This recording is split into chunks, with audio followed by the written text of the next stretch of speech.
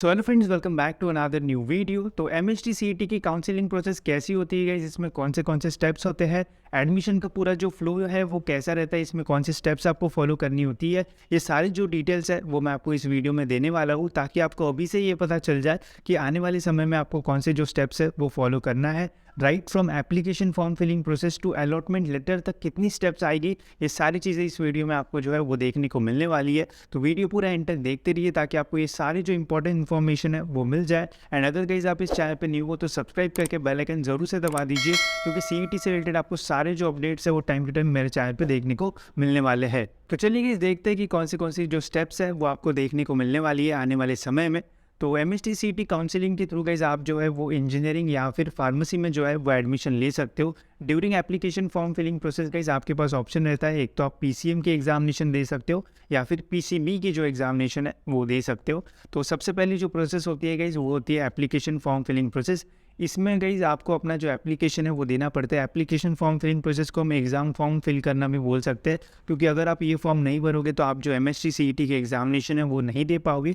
तो सबसे इंपॉर्टेंट होती है guys application form filling process. जैसे ये प्रोसेस स्टार्ट हो जाएगी तो स्टेप बाय स्टेप पूरा डिटेल में जो वीडियो है वो आपको मेरे चैनल पर देखने को मिल जाएगा, तो वो ज़रूर रेफ़र करना।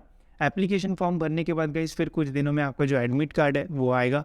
एडमिट कार्ड आने के बाद गाइस 10 दिन में, आने वाले 10 दिन में जो है वो फिर आपकी जो एग्ज़ामिनेशन है वो कंडक्ट की जाएगी। ठीक है, एग्ज़ामिनेशन होने के बाद गाइस फिर कुछ दिनों में आपका जो रिज़ल्ट है वो रिलीज़ होता है। रिज़ल्ट रिलीज़ होते ही गाइस फिर आपकी जो एमएचटी सीईटी काउंसलिंग प्रोसेस है वो स्टार्ट हो जाएगी।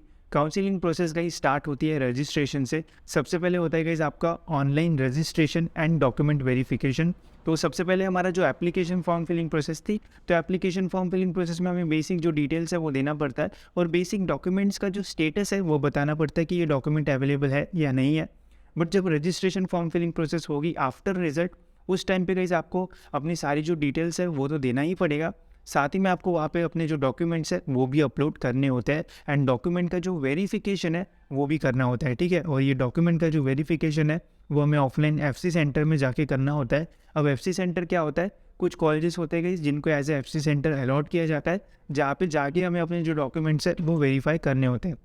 जब ये प्रोसेस स्टार्ट होगी तो मैं आपको पूरी जो लिस्ट है वो भी दूंगा कि कौन से एफसी सेंटर है। साथ ही में ये भी बताऊंगा कि ये जो रजिस्ट्रेशन फॉर्म है वो डिटेल में स्टेप बाय स्टेप कैसे फिल करना है, ताकि आपको फॉर्म फिल करने में कोई भी जो प्रॉब्लम है वो ना आए। तो ये online registration and document verification, ये पूरा फॉर्म कंप्लीट करने के लिए आपको 15 से 20 दिन का जो टाइम है वो दिया जाता है।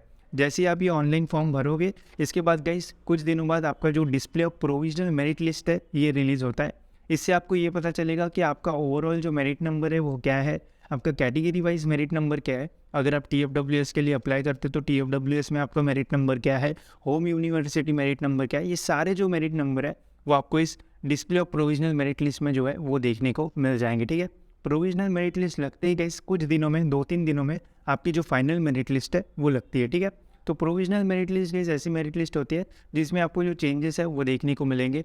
किसी किसी का ऐसा होता है कि स्पेलिंग मिस्टेक हो जाती है, नाम गलत डाल देते हैं, तो ये सारे जो ग्रीवेंस है आप प्रोविजनल मेरिट लिस्ट के टाइम जो है वो दे सकते हो। और उसके 2-3 दिन बाद गाइस आपकी जो फाइनल मेरिट लिस्ट है वो रिलीज़ होती है, जिसमें फिर कोई भी जो चेंज है वो नहीं होता है, और आपको फिर आपका एक्चुअल एंड फाइनल जो मेरिट नंबर है वो आपको फाइनल मेरिट लिस्ट में जो है वो देखने को मिल जाएगा।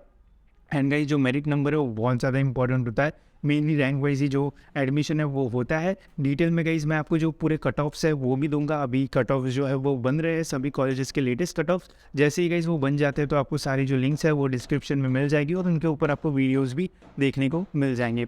जैसे ही फाइनल मेरिट लिस्ट रिलीज़ होती है, फिर उसके साथ ही जो है वो display of category wise seat matrix जो है वो भी रिलीज़ होता है। अब ये क्या होता है, इससे गाइस हमें ये पता चलता है कि कौन से कॉलेज में कौन से कैटेगरी के लिए कितनी जो सीट्स है वो पहले से रिजर्व्ड है, और उन कॉलेज का जो इंटेक है, सैंक्शनड इंटेक है, वो कितना है, इंस्टीट्यूट लेवल से कितनी जो सीट्स है वो भरी जाने वाली है, जो हमारे कैप राउंड्स है उससे कितनी सीट्स भरे जाने वाली है, ये सारी जो डिटेल्स है वो हमें सीट मैट्रिक्स के थ्रू जो है वो मिलती है। तो ये भी बहुत इंपॉर्टेंट होता है। जब ये रिलीज़ होगा उस टाइम पे तो मैं आपको डिटेल में वीडियो बना के बताऊँगा कि कौन से कॉलेजेस में कितनी जो सीट्स है वो अवेलेबल है। ठीक है, जैसे ही final merit list and seat matrix release हो जाएगी, उसके 2 या 3 दिन बाद गाइस आपकी जो CAP round form filling process है वो शुरू हो जाती है, जिसे हम ऑप्शन फॉर्म फिलिंग प्रोसेस भी बोलते हैं। ठीक है, अभी गाइस आपकी जो ऑप्शन फॉर्म फिलिंग प्रोसेस रहेगी इसमें कुल मिला के 3 राउंड्स रहते हैं, ठीक है। 3 ऑप्शन फॉर्म फिलिंग के जो राउंड्स है वो रहते हैं। पहला रहेगा गाइस कैप राउंड 1, दूसरा रहेगा कैप राउंड 2 एंड तीसरा रहेगा गाइस कैप राउंड 3, ठीक है। तो ये 3 राउंड्स होते हैं। अब पहला राउंड जब स्टार्ट होगा गाइस तो उस राउंड में सबसे पहले तो आपको अपने जो ऑप्शन फॉर्म 1 है, कैप राउंड 1 है, उसके लिए अपना जो फॉर्म है वो फिल करना होगा। कैप राउंड 1 के लिए गाइस जब आप वो कैप राउंड 1 का फॉर्म भरोगे तो वहाँ पे फिर अपने कॉलेजेस के जो ऑप्शंस है वो डालने होते हैं। जैसे आपको परसेंटाइल होगी उसके अकॉर्डिंग वहाँ पे आपको अपने जो कॉलेजेस के ऑप्शंस है वो डालने पड़ेंगे। अगर आपको फर्स्ट राउंड में ऑप्शन फॉर्म आपने फिल कर दिया और जब अलॉटमेंट लेटर लगता है, अलॉटमेंट लेटर मतलब रिजल्ट लगना कैप राउंड 1 का कि आपको कैप राउंड 1 में कॉलेज लगा है या फिर नहीं लगा है। अगर आपको कॉलेज लगा रहता है और आपको वही कॉलेज चाहिए तो आप एडमिशन कंफर्म कर सकते हो। अगर आपको जो कॉलेज लगा है बट आपको चाहते हो कि इससे और अच्छा कॉलेज लगना चाहिए था, फिर आप कैप राउंड 2 कैप राउंड 3 के लिए जो है वो जा सकते हो। इसके बाद में डिटेल में मैं जो वीडियो है वो बनाऊंगा और ये भी बताऊंगा कि कैसे आपको एक इफेक्टिव कैप राउंड का जो ऑप्शन फॉर्म है वो बनाना है ताकि आपको अच्छे से अच्छा जो कॉलेज है वो मिल जाए। साथ ही में हम काउंसलिंग भी करेंगे जिससे आपको और भी डिटेल में सारी जो चीज़ है वो समझ में आएगी। अभी के इसमें बस आपको पूरा जो फ्लो है वो बता रहा हूँ कि किस टाइप से आपका पूरा जो एडमिशन प्रोसेस है वो होने वाला है, ठीक है। तो कुछ इस टाइप से आपका जो एडमिशन प्रोसेस है वो होगा। ऑप्शन फॉर्म भरते ही अलॉटमेंट जब लेटर लगेगा तब आपको पता चलेगा कॉलेज लगा है या नहीं, और तब आपको डिसीजन लेना पड़ेगा कि आपको किसी कॉलेज में एडमिशन लेना है या फिर फर्दर कैप राउंड्स में जो है वो जाना है। कैप राउंड 3 तक ख़त्म होने के बाद उसके बाद जिन कॉलेजेस में सीट्स बच जाती है वहाँ पे इंस्टीट्यूशनल लेवल राउंड भी होते हैं, तो उनकी भी इन्फॉर्मेशन आपको जो है वो आने वाले समय में देखने को मिल जाएगी। अभी के लिए बस इतना जान लो कि कुछ इस टाइप से आपका जो फ्लो है एडमिशन का वो रहने वाला है। और आपको सबसे इंपॉर्टेंट चीज़ एक ही करनी है, वो है गाइस आपको अपने सारे जो डॉक्यूमेंट्स है वो रेडी रखना है। क्योंकि जब डॉक्यूमेंट वेरिफिकेशन प्रोसेस होती है वहाँ पे बहुत सारे स्टूडेंट्स ऐसे होते हैं जिनके पास जो डॉक्यूमेंट्स है वही रेडी नहीं होते हैं, जिसकी वजह से उनकी कैटेगरी होने के बावजूद भी जो है वो उन्हें ओपन में जाना पड़ता है, जिसकी वजह से उन्हें ज़्यादा फीस भी पे करना पड़ता है। साथ ही में उनका जो कॉलेज है वो भी रैंक वाइज जो है वो नीचे चला जाता है, क्योंकि ओपन का जो कट ऑफ है वो ज़्यादा रहता है as compare to category cut offs. तो अगर आप कैटेगरी से बिलोंग करते हो तो जितने भी रिक्वायर्ड डॉक्यूमेंट्स होते हैं वो सारे डॉक्यूमेंट्स रेडी कर लो, स्पेशली कास्ट वैलिडिटी वगैरह, तो आपको फिर आगे जाके कोई भी जो प्रॉब्लम है वो नहीं होगा, ठीक है। तो ऐसी पूरी प्रोसेस रहेगी गाइस। जैसे ही सारे अपडेट्स आना शुरू होंगे आपको स्टेप बाय स्टेप सारे जो वीडियोज़ है वो देखने को मिल जाएंगे।